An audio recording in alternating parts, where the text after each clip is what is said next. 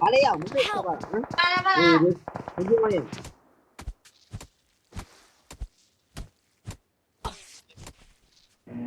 ဟုတ်တယ်ပါမဟုတ်အဲ့လိုဖင်လိုက်တော့ကြိုက်တယ် โอเคဒါကတော့ကျွန်တော်ညအဆောက်ရတဲ့ပွဲလေးပါစောစောကျွန်တော်ကိုလက်သေးနဲ့ထိုးပြီးလေတိုက်သွားခဲ့ပင်လိုက်လို့ဆိုပြီးတော့ကျွန်တော်တကယ်ရောပင်လိုက်ခဲ့လို့လား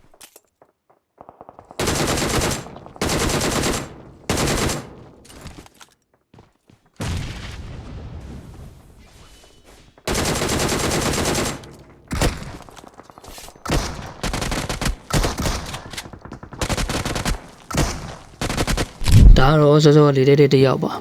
သူ့မှာ level 3 helmet ကျွန်တော်မှာ helmet မရှိတဲ့အတွက်ကျင်းနေပါတယ်ပြီးတော့ကျွန်တော်တော့သွားခဲ့တယ်ဒါကကျွန်တော်ပင်လိုက်ခဲ့ရလား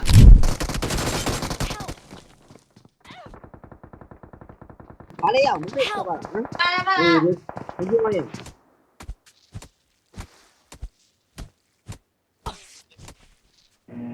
ဟုတ်တယ်ပါမဟုတ်အဲ့လိုဖင်လိုက်တော့ကြိုက်တယ် โอเคအခုတော့ကျွန်တော်ဖင်လိုက်မယ်လို့ကျွန်တော်ဆုံးဖြတ်လိုက်ပါပြီโอเคသူတို့ကျွန်တော်ရှိကိုရောက်နေပြီဒါကတော့ကျွန်တော်စကုတ်လာကောက်တာပါပြီးကျွန်တော်ဖင်သွားနိုင်ပါပါ